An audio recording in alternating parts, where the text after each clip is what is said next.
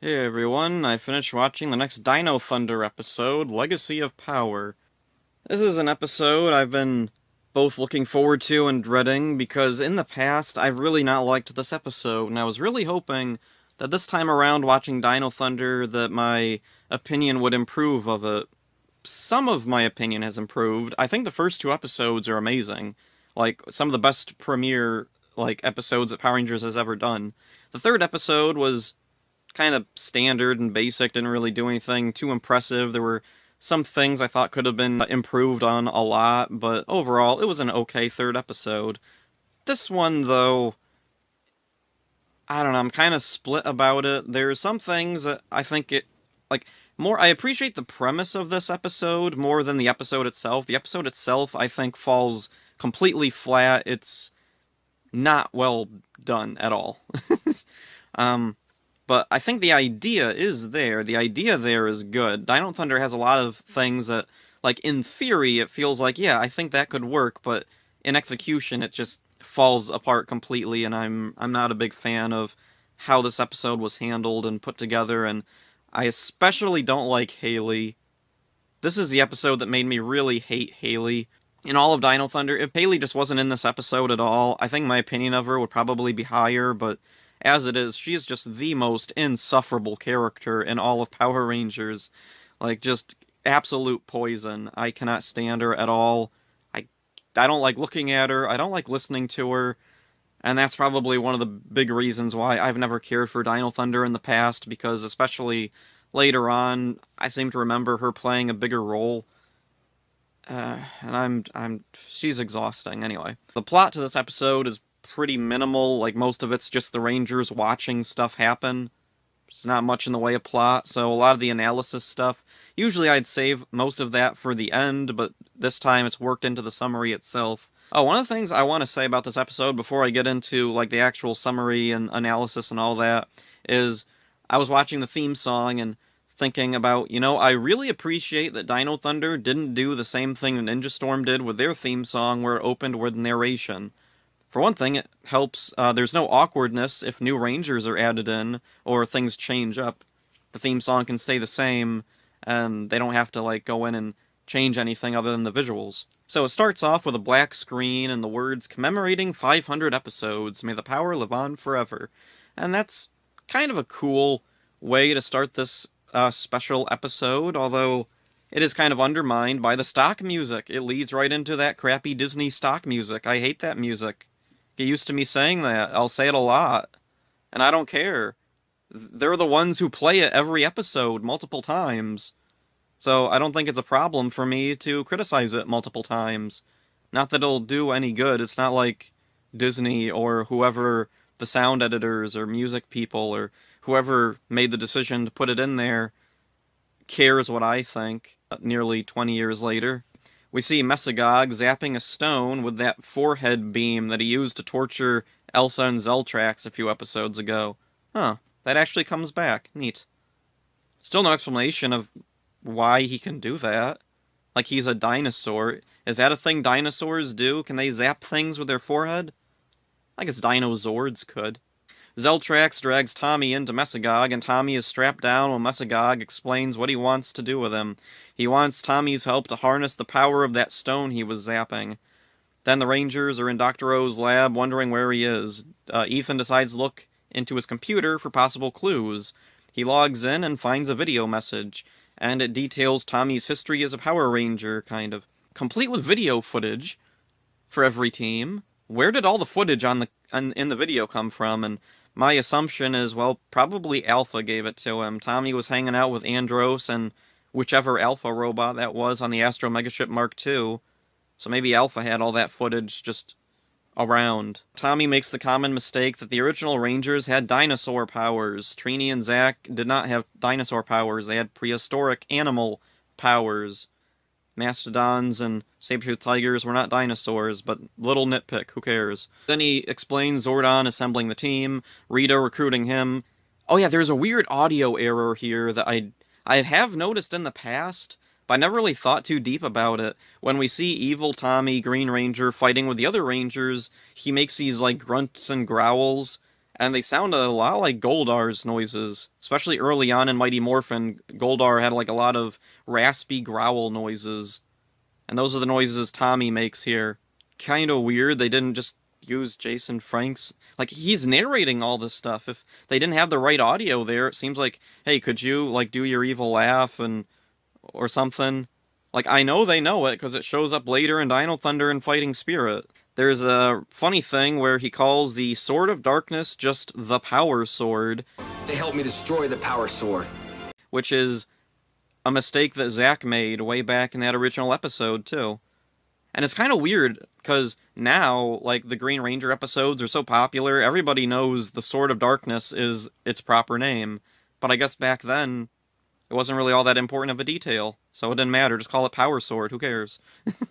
One of the things I noticed while watching it this time, the music seems to be mixed louder than usual in the old scenes. I've noticed a lot of audio problems, I'll talk about that a little later, but yeah, it's really weird. I've never really thought too much about it. Like, I've heard the music in this episode and the audio in this episode, and like, I just never really thought about it being off or whatever. Oh, one nice thing, though, even if the music is kind of loud or it comes in fuzzy once in a while, it's better than the stock music. The drone's on forever, so welcome change from that, I guess. When Zordon talks in this, he sounds more garbled than usual. Like, when he's introducing Tommy as the White Ranger, like, it's really garbled. Like, it kind of sounds like they're recording through a phone, and that made me wonder, like, were all the audio elements not available in their New Zealand studio or wherever they were putting the sound together? Did they have to call up some warehouse in California and be like,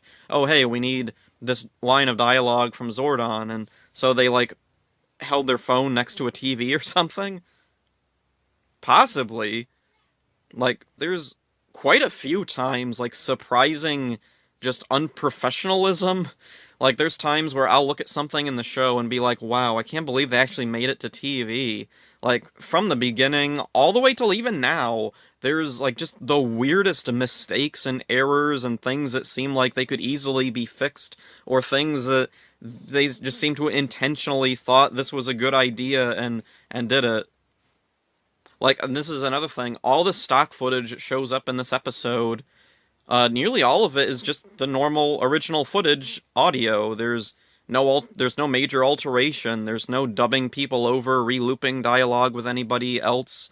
There's not, like, stupid, terrible, cringe voice actors taking over the original voices like they do now and continue to do for some reason. So that's all very nice. I appreciate that they were able to just take old clips and play them without much alteration. They didn't George Lucas special edition everything. Ethan pauses the video message to let all this new information sink in. And then Connor has a weird line. Connor, for some reason, says, "Our teacher is the oldest living Power Ranger." Does he mean all the other Power Rangers are dead?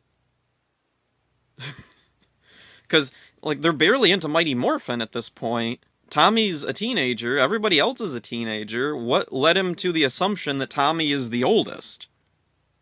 Anyway, then Haley comes in and she's like, "Not the oldest, just the best." Oh, she's with Cole, I guess.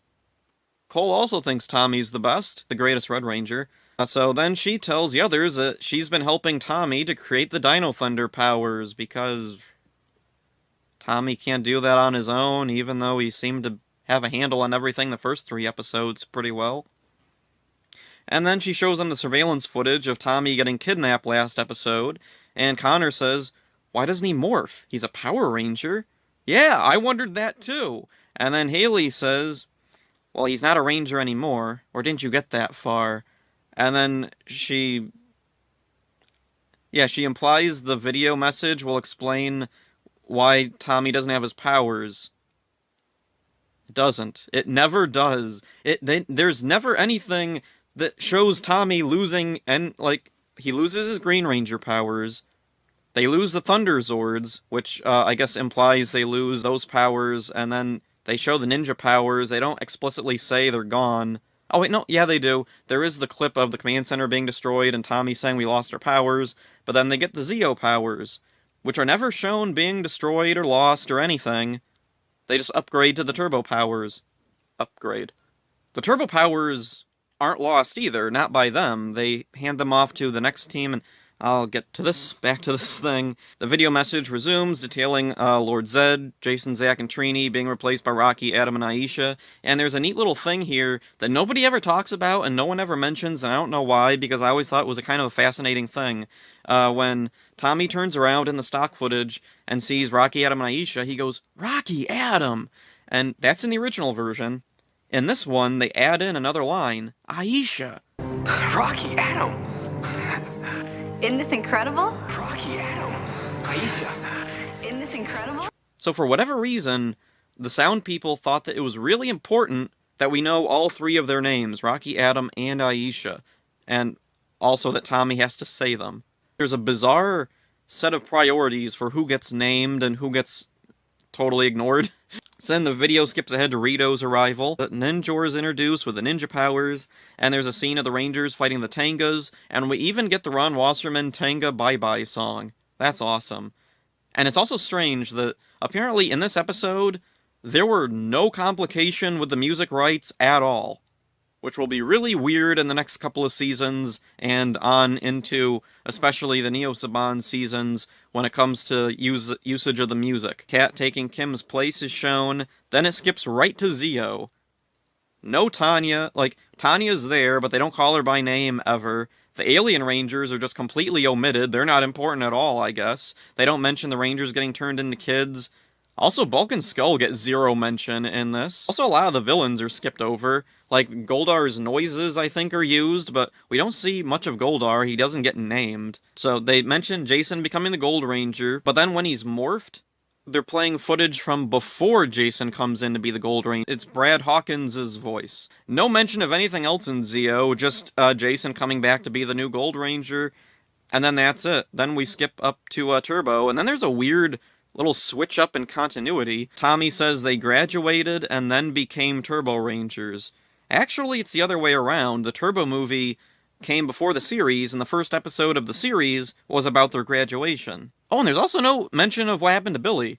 They show Billy stays around in Zio after they get their powers, but they don't mention anything about Billy leaving or anything, so yeah, screw you, Billy, I guess. Oh, and then there's a weird thing. Tommy mentions Turbo being their last adventure, which I guess kinda, if you consider everything from the movie up until when they leave and passing the torch, one adventure. One of the big problems with this is it just simplifies things way too much. It's way too brief at times, I think.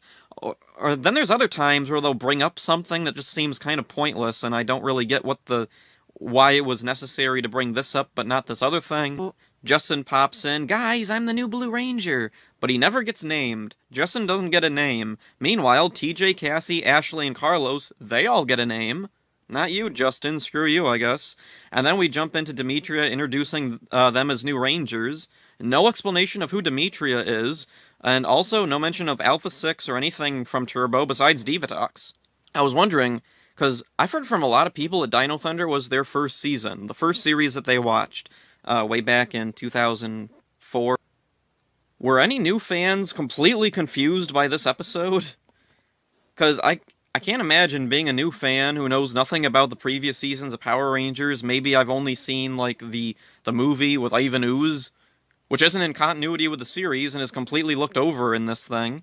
Were they completely confused who this woman with the white veil was, and why is Alpha down there in the corner? Why does he look completely different? Because I can't imagine being a new fan who knows nothing about Power Rangers, seeing all this, and being able to follow any of this. After that, I guess maybe the director or whoever realizes getting a little fast-paced, so then Haley pauses the video to explain that after Turbo, Tommy went to college and met her, and that's when they started making the Dino Thunder powers, and oh yeah, she says that he found the Dino gems and wanted to do something with those. Why? I don't know. Oh yeah, this is a really weird part. Kira mentions invisiportals. They might be able to use an invisiportal to use to find Dr. O and bring him back. And I was thinking, it's really weird to bring those up, considering they only showed up that one time, and they got no explanation. And then there's a weird part. Kira says that the invisiportals are all over the city. How does she know that? What's been going on off screen? And I'm wondering, was this episode not meant to be here? Was this meant to be a little later on in the series? Because it is kind of soon to be dropping all this information. This is like back in Power Rangers in Space, where 2 episodes in, they meet the Ninja Turtles. Something wacky, crazy like that, and it's right at the beginning of the season. And I'm wondering, did someone notice that, holy crap, 500 episodes, we should do something special? That clip show thing, let's move that to here. It was probably something like that. Not that the invisiportals matter at all, because they don't use them in this episode. At all. Ever. Haley just says that the invisiportals are something she's been working on, but she needs more time.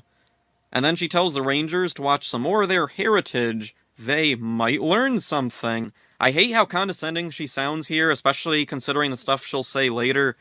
This kind of attitude from Haley, I'm not a fan of. Like, people who just, I don't know, they have this weird smugness about them, and that's how Haley comes across.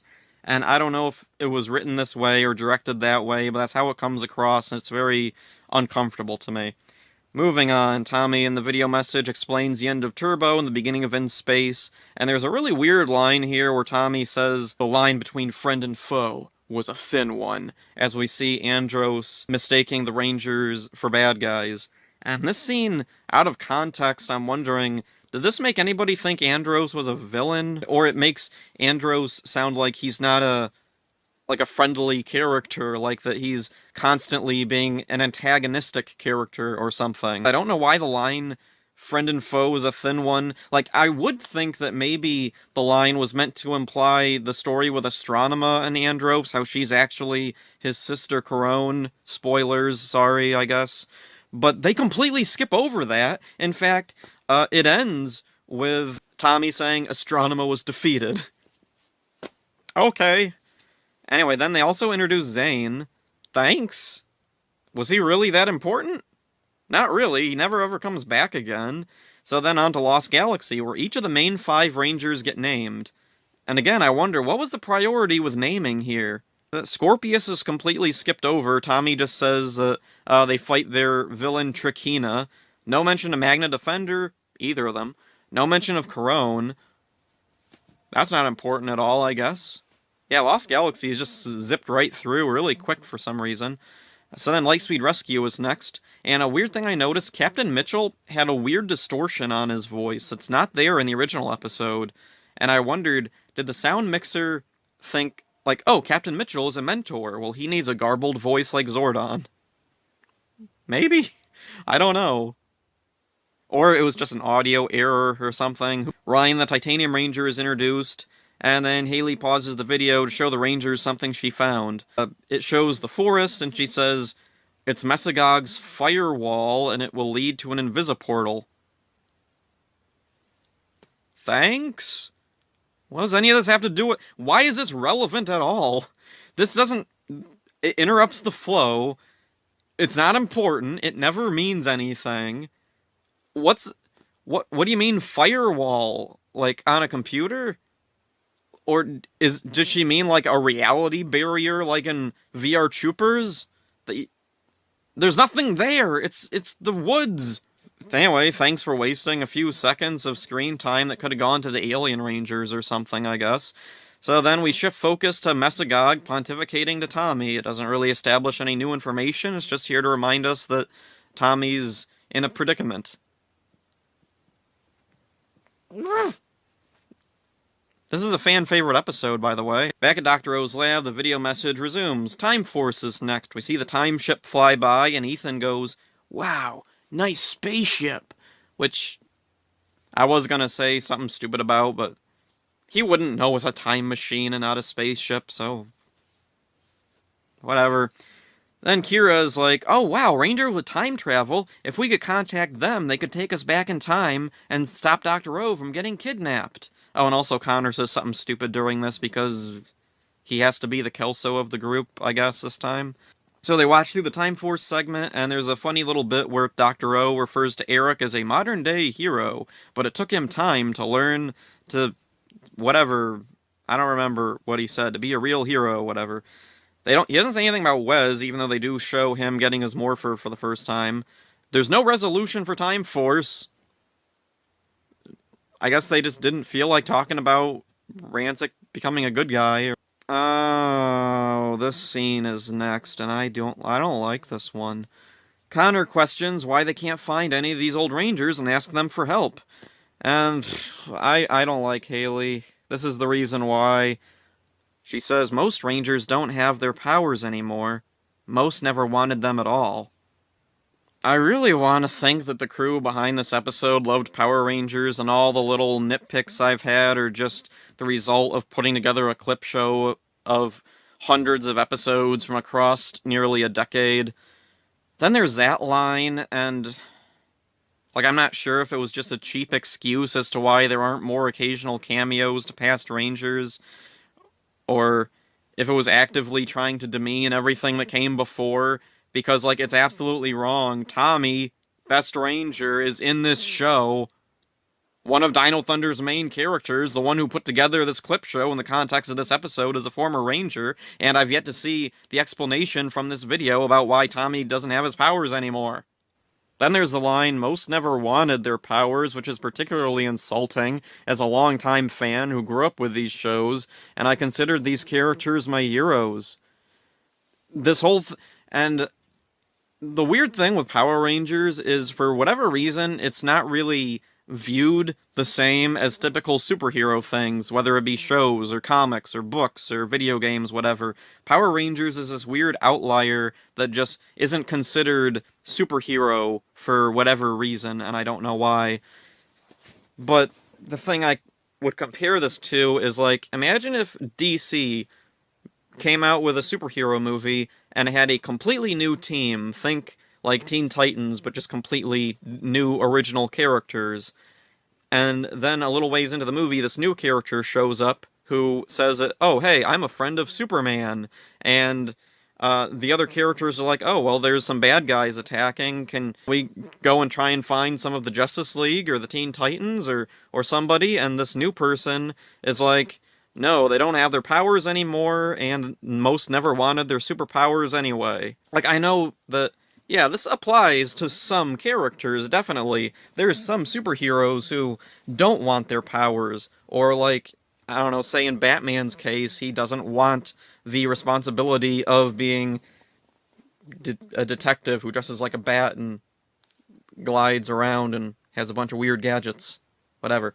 I just don't know why they thought this was a good thing to put in your, special 500th episode anniversary celebration of the show, saying that most characters in this show didn't want the thing that's the premise of the whole show, superpowers to fight bad guys. And so then, in my notes, I wrote down a crap ton of stuff, examples of Rangers who definitely wanted their powers, or at the very least, by the end of the show, appreciated having the powers, or, in Lightspeed, they hand their powers in, and then take them back so they can continue their mission, being Rangers, even though their initial mission as Rangers was defeat Banshira and Diabolico and all those idiots, and then they see, oh no, there's a fire, so then they get their suits all together. I don't know if they have their morphers or whatever, but yeah, they're still going into battle. To stop any emergency from going on. Back to the thing, the video message continues with Wild Force. This is the last season where Tommy used his Zeo powers. Will we finally get that explanation about why he can't morph? No, we don't. Cole and Merrick are introduced by name, the premise of Wild Force is briefly laid out, then it ends. Haley mentions, I thought there was at least one more team. Yeah, the Wild West Rangers. No, it's, Connor suggests Ninja Storm. I guess Tommy hadn't finished editing together his video yet, because he has a segment for Ninja Storm, but it's not included with the others, whatever. Anyway, it's here that Connor mentions his twin brother going to secret ninja school and didn't finish, which, it's a cute reference, but on the other hand, it does kind of undermine that character that you're supposed to be referencing. Those characters, including his twin brother, were supposed to represent, like, the good of humanity and how, even without ranger powers, people will still rise up to defend people from evil. And then he dropped out. I don't really know how to think about that. I've never seen character assassination done to such a minor character as an Easter egg before. Probably thinking way too deep about this, and it doesn't actually matter at all. For some reason, Connor's dialogue here is treated as humorous. There's like goofy music playing in the background the whole time. Okay, I don't get it. So anyway, Haley mentions that she knows of Cam. That doesn't mean anything. And then the Ninja Storm segment plays, and oh wow, Disney's stock music is in it again. Whoopee.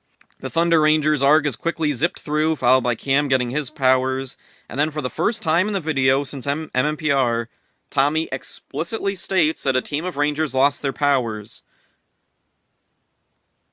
Yeah, that was one of the weird things with Haley saying that the old Rangers don't have their powers anymore. That is such a cheap excuse. Like, no, a lot of them still have their powers. In space, they still have their powers. The turbo powers are still partially out there. Justin has his morpher back. Storm Blaster, like, or whichever blaster it was, had his morpher and it was fine. It fixed it or something. The Mighty Morphin powers are, like, presumably okay. Jason had his power coin. Or he had something before he got stuck in a meteor or whatever. Yeah, I'm not going to bother going through all the continuity, whatever. Moving on. Ethan gets a little giddy now knowing ninjas are real, even though ninjas were at the beginning of the video too. Connor then decides to be more of a Kelso. I know something stupid we can do. And then he, like, kicks and the computer disables. And it made me think, oh yeah, when he says that, he says, I'll show you some ninja moves my brother taught me. And I thought, oh, Ninja Moves, the name of those dumb bonus features that were on all those Ninja Storm DVDs. And the Dino Thunder DVDs. Huh. Was that a reference to those Ninja Moves videos? Because if that's the case, then good one. So anyway, turns out his kicking the computer was a good thing, and now it helped. Yeah. So now they know where Tommy is. And then the final message from Tommy plays on the video message, showing the Dino Thunder Rangers, and the Rangers get a boost of confidence, just as Haley is able to pinpoint Tommy's location. And that's where it ends. So I was really hoping this episode, my opinion of it, would improve this time around, and I think I hate it more than before. I appreciate the effort of this episode, and especially when I was younger, I watched this episode a lot. Although it wasn't really for the reasons I think the creators wanted it to be. I watched this episode a lot because I was interested in seeing all these clips of the old Rangers. Because I didn't have all the episodes on tape or DVD.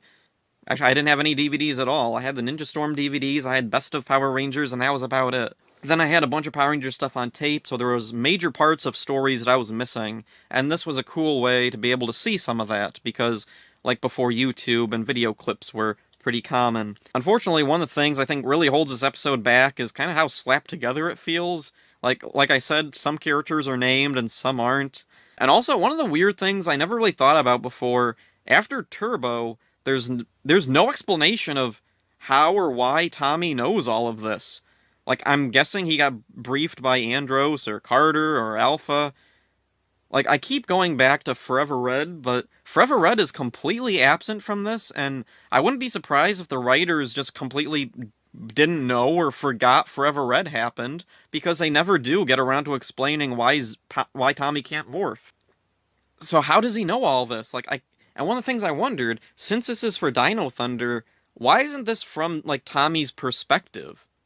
Like, all these other seasons, like, he shouldn't know all these characters' names. Like, he doesn't say the names of the places often either.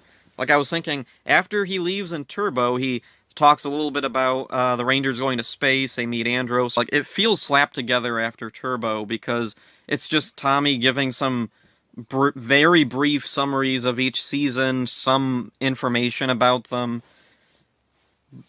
But it's not relevant at all. These characters aren't going to come back, and if we're to believe Haley, they don't want to come back, or they don't have their powers anymore. So what's even the point of, like, keeping a record of all this stuff if it doesn't matter?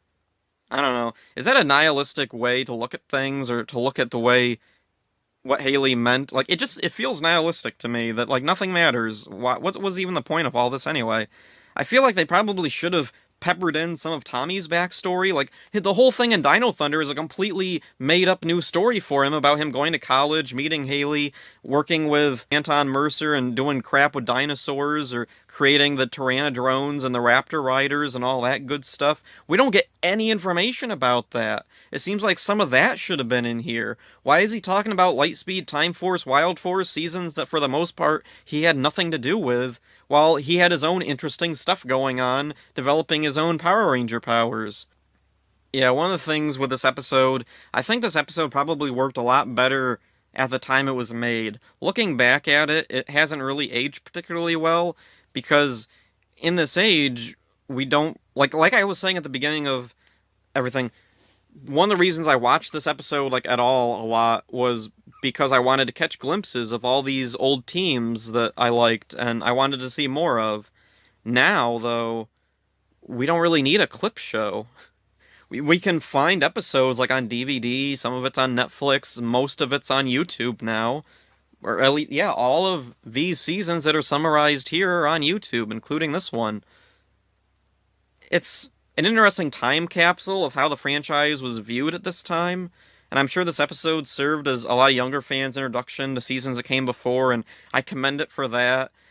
I do kind of think they should do something similar to this now, but not as, like, just an actual episode of the series, like, maybe as a side special thing or something. Yeah. That's about it. I hope this hasn't led everyone to hate me. This is definitely my most unpopular opinion, my opinion on Dino Thunder. Most fans consider Dino Thunder to be, like, the absolute best season, and if we're talking about the premiere, yeah, I like the premiere. I thought it was really, really well done, and I can definitely understand why fans would like it based on that. But since the premiere episodes, I'm not really seeing what fans liked about it. My opinion hasn't really improved much on it. I still don't really care for the Rangers. I don't really care for the villains. I don't like that they made up a completely new backstory for Tommy for no reason. I don't like this episode either, which is a fan favorite. And yeah. Hopefully, though, I've laid out my problems and my opinions so that even if someone doesn't agree with me, they still kind of get where I'm coming from. Similar to, like, years ago, Ricky Lehman has said a few times that he didn't like Power Rangers RPM, a very popular series among fans, and a lot of fans questioned him about why he didn't like it. Nearly every episode, if he brought up RPM, and especially if he brought it up as a negative example, fans would question him. And so he did, like, a 40-some minute long video talking about all of his problems he had with RPM, and while I don't agree with some of them, I get where he's coming from. There were certain things with the characters he didn't like, certain things with the tone or whatever, certain things like the theme song. He hated the theme song, which is understandable. I don't like the RPM theme song either, but I think he did a decent job of laying out a lot of his problems, and I know I haven't watched that video in years now, but I don't know if this will come across similar to that. Oh, well, anyway. I've been going on for a really, really long time. So, that's it for this one, I guess. See ya. Most Rangers don't have their powers anymore. Some never wanted them at all.